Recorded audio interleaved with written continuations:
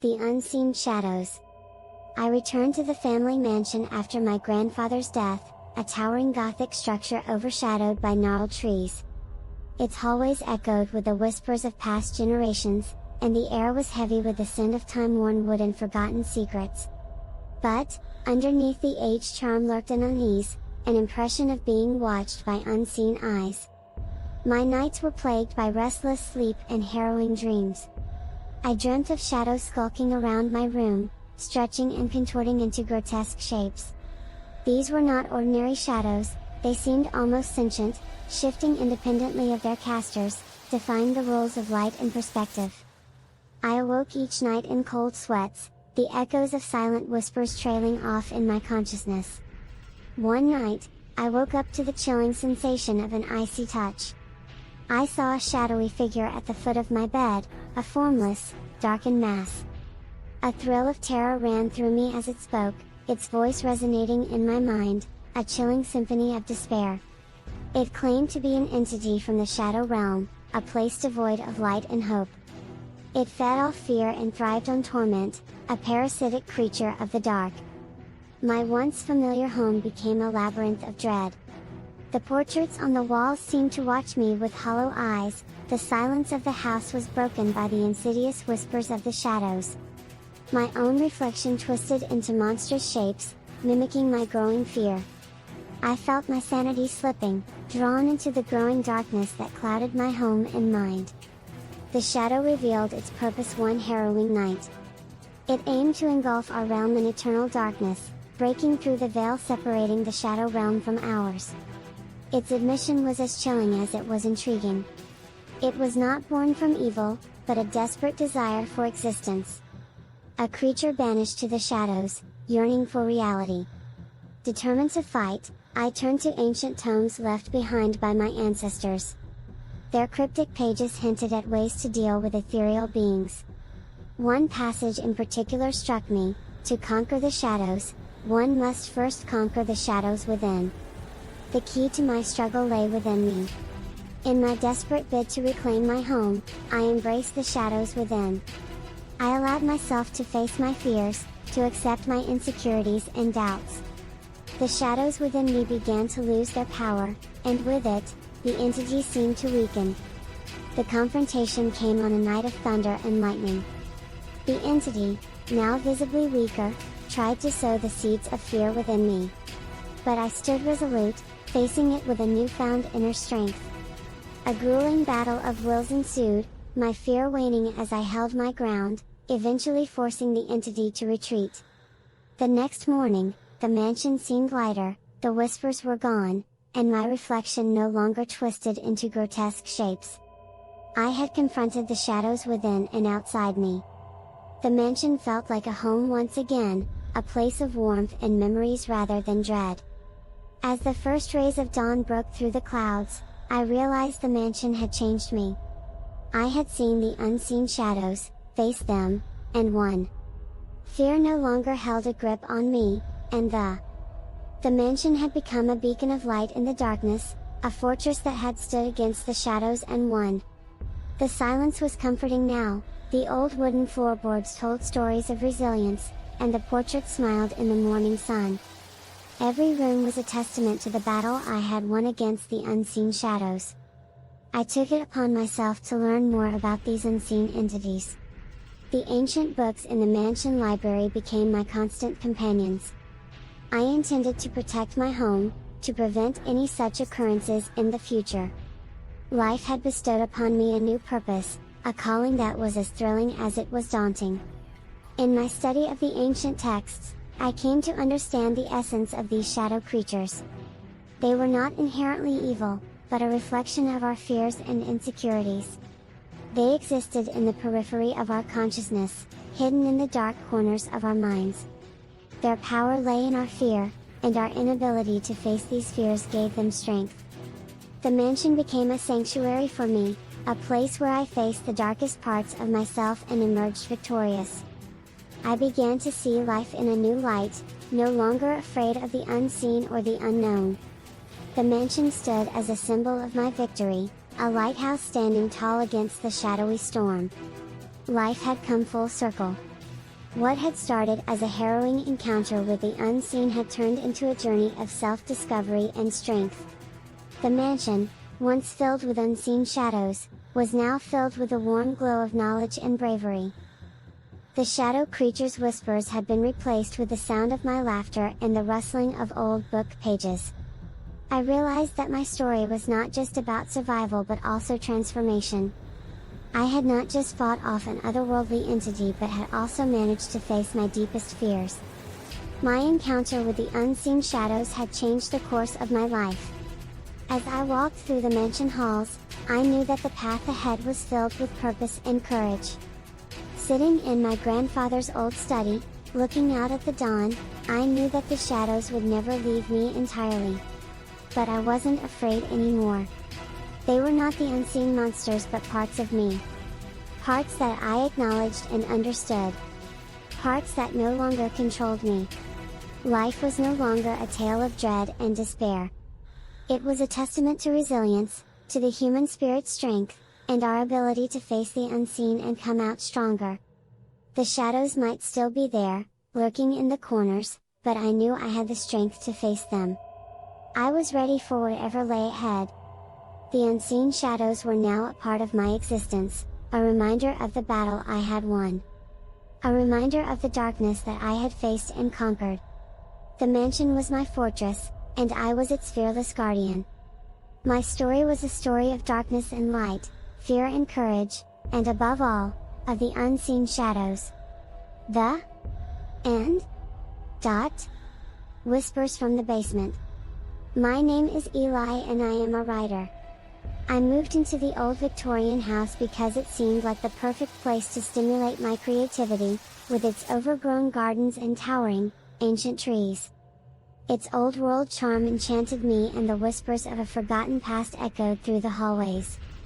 The house had one peculiarity, a basement, a dark and dank place that instantly filled me with unease. The first time I descended those rotting wooden stairs, I felt the air change. It was heavier, thicker, as if it hadn't seen sunlight for centuries. The silence was deafening, the darkness, all-encompassing. My little flashlight barely scratched the surface of this eternal night.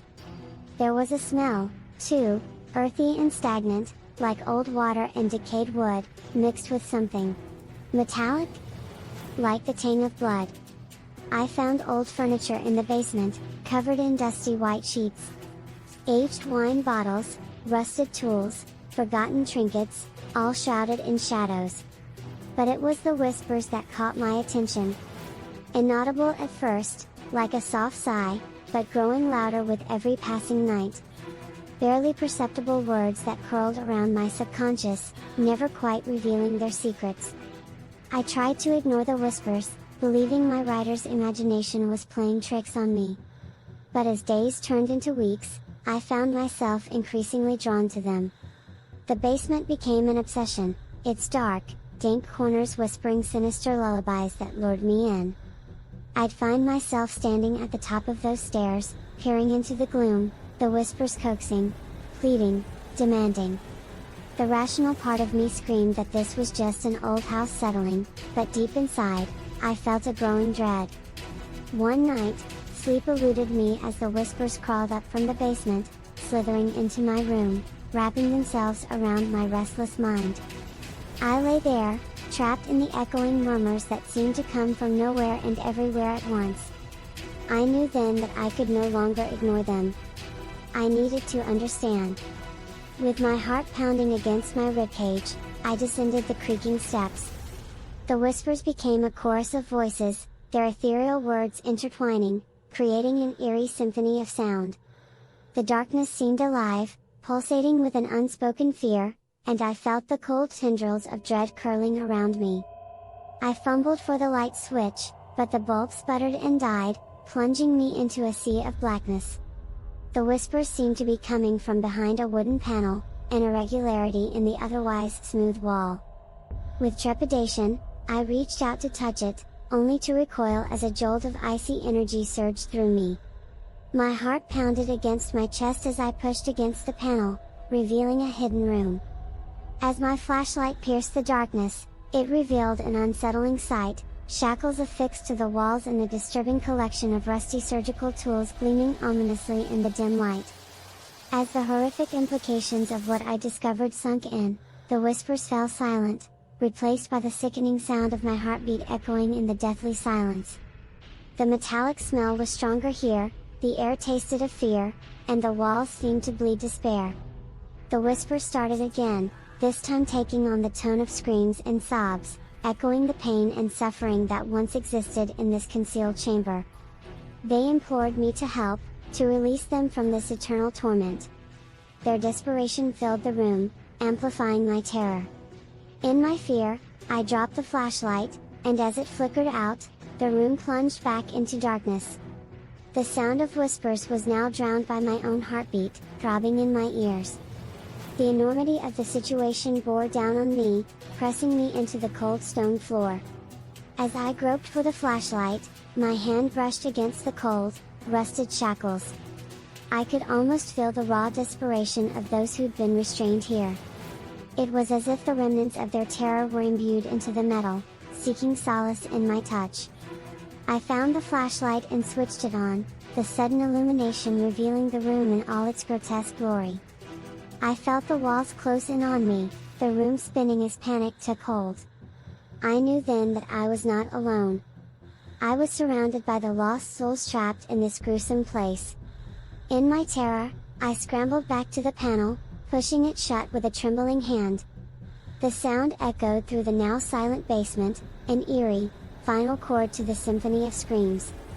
I sprinted up the stairs, leaving the whispers and the shadows behind me, slamming the door shut on that dreadful part of the house.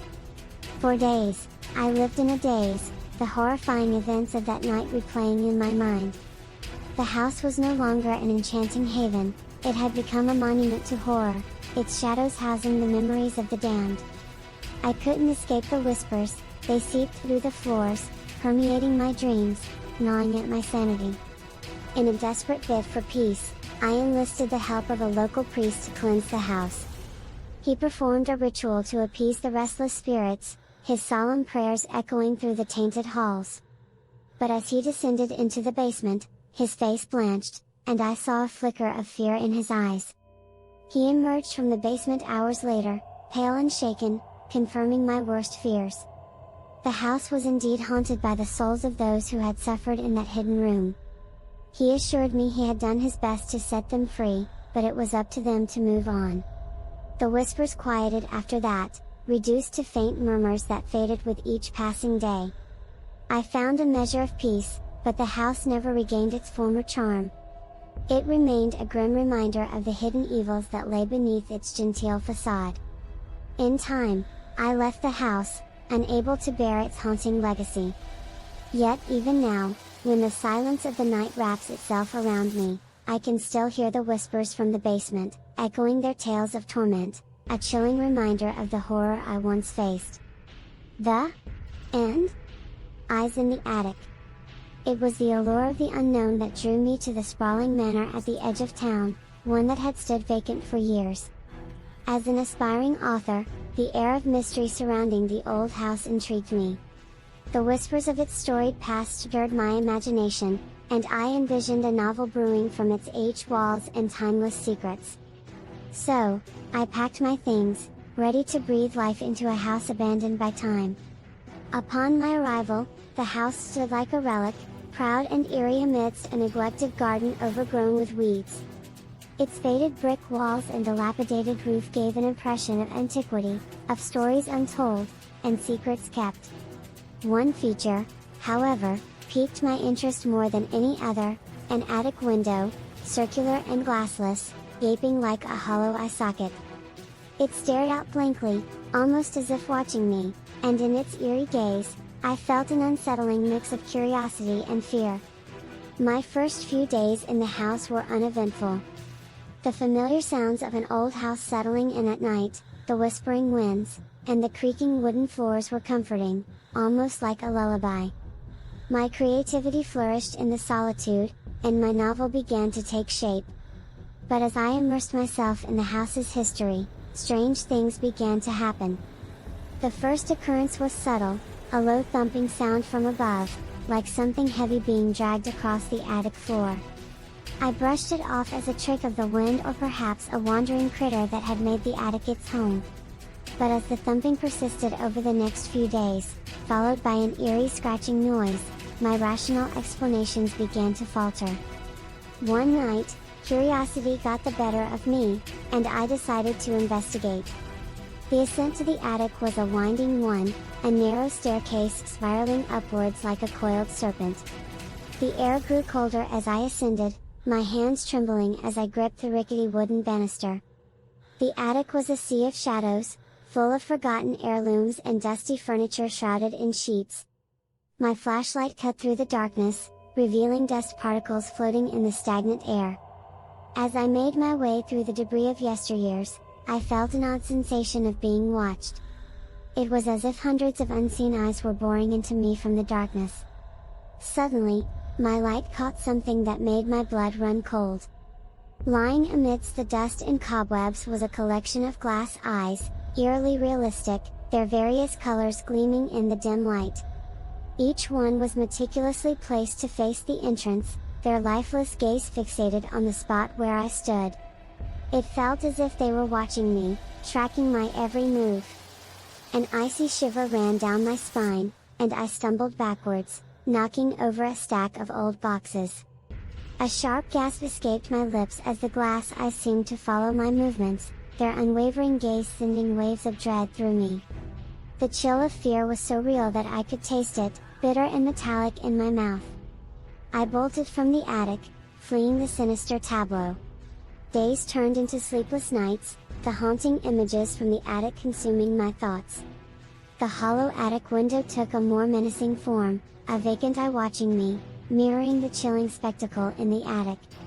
The once comforting night sounds became a haunting symphony, their once familiar melody tainted by the terrifying discovery. I had to know more. I had to understand why someone would leave such a macabre collection behind. My search led me to the town's archives, where I stumbled upon a horrifying revelation. The previous owner of the house had been a renowned ocularist, an artisan of prosthetic eyes. His works were highly sought after for their uncanny realism, but his reputation had been marred by a series of disappearances in the town. Suspicions arose when each victim was found to be missing an eye. The man had vanished before he could be questioned, and the case grew cold, becoming nothing more than a chilling local legend. Reading those accounts sent a chill down my spine. It felt as though a missing piece of the puzzle had clicked into place, giving meaning to the chilling discovery in the attic. But a lingering question remained: why were the glass eyes left behind? And why did they seem to follow my every move? I returned to the house, my heart pounding in my chest, the weight of my newfound knowledge pressing heavily on me. The atmosphere of the house felt different, heavier, as if the very air had thickened with dread. The hollow window seemed to glower at me, its vacant stare more menacing than before. Fear mingled with curiosity as I approached the attic again, this time armed with a chilling history of its previous inhabitant. The staircase seemed to stretch endlessly upward, each step echoing ominously in the silence. As I pushed open the attic door, a wave of cold air hit me, making me shiver. My flashlight scanned the room, and I sucked in a sharp breath as the beam landed on the collection of eyes. This time, the glass eyes were not where I had left them. They were arranged in a new pattern, spelling out a single, horrifying word: see. A scream caught in my throat, and I stumbled backwards in terror. The eyes, they knew. They saw. They understood. Suddenly, the air grew colder, a deafening silence enveloping the room. The hair at the back of my neck stood on end as a low, guttural whisper sounded from the darkness: I see you. In blind panic, I dashed down the stairs, the whispering voice echoing in my ears. I didn't stop until I was out of the house, the chilling gaze of the attic window burning into my back. As I looked back one last time, a shudder racked my body. The hollow attic window, now dark and brooding, held a pair of gleaming glass eyes, watching me leave. In the end, I left the manor, my dreams of a peaceful retreat shattered by the horrifying experiences.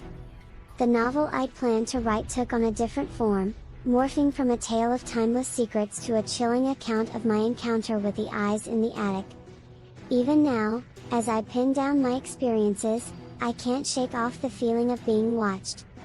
I am haunted by the gleaming glass eyes and the echoing whisper, "I see you." The once mysterious manor is now a place of terror for me, its memory imprinted in my mind as a chilling reminder of the unseen horrors that lurk in the forgotten corners of the world. The house, with its secrets and horrors, stands at the edge of town as it always has. The hollow attic window still stares out blankly, an eerie testament to the haunting tale that unfolded within its walls. But now, it holds a more sinister secret, one that sees, one that understands, the eyes in the attic. The end.